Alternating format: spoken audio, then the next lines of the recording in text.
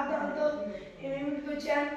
ఈరోజు దేవుని వాగ్దానం యెషయా గ్రంథము 65వ అధ్యాయము 2వ వచనం.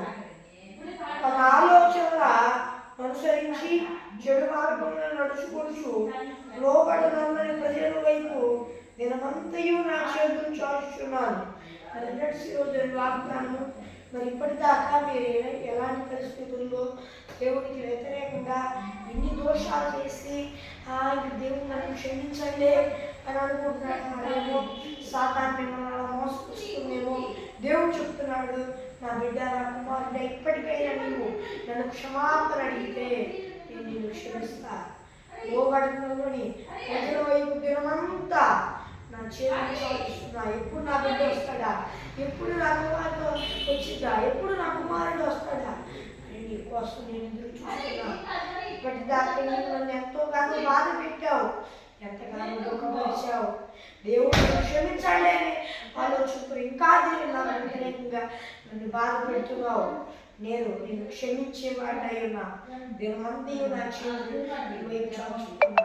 ఇప్పటికైనా నీ దోషాన్ని నిమిత్తమై పశ్చాత్తాపడమని దేవుడు అడుగుతున్నాడు. ఇప్పటికి కూడా దేవుడికి వ్యతిరేకంగానే బతుకుతున్నారా? ఒక్కసారి ఆలోచించండి. దేవుడు చెప్తున్న మాట ఏంటంటే, లోబడిన ప్రజల వైపు మేమంతా ఆయన చేతులు చాచుతున్నాడంట. ఇప్పటికైనా మారి దేవుడి ఇష్టానుసారంగా బ్రతకండి. బ్రతికి నిత్య రాజ్యం పొందుకోండి. దేవుడు మిమ్మల్ని మీ కుటుంబములను ఆశీర్వదించుగాక. ఆమేన్. నిజంగా ప్రార్థన చేస్తున్నాం. పరలోకమందున్న దేవా, ఆయన విలువైన మాతో సృష్టిగా స్పష్టంగా మాట్లాడుకుంటున్నారని చెల్లిస్తున్నాను.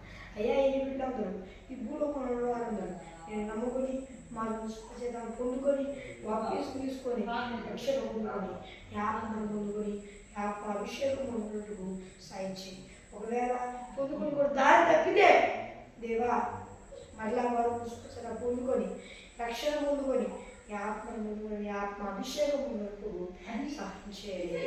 ఏ సంవత్సరాన్ని నా ప్రభు తండ్రి అమ్మాయి. మరి ఫ్రెండ్స్, ఈరోజు వాగ్దానం మీ ప్రార్థన వస్తువులకు సందర్శకులకి ఆలోచించున్నాయి కాల్ చేయండి. ప్లస్ 60 కాల్ చేయండి.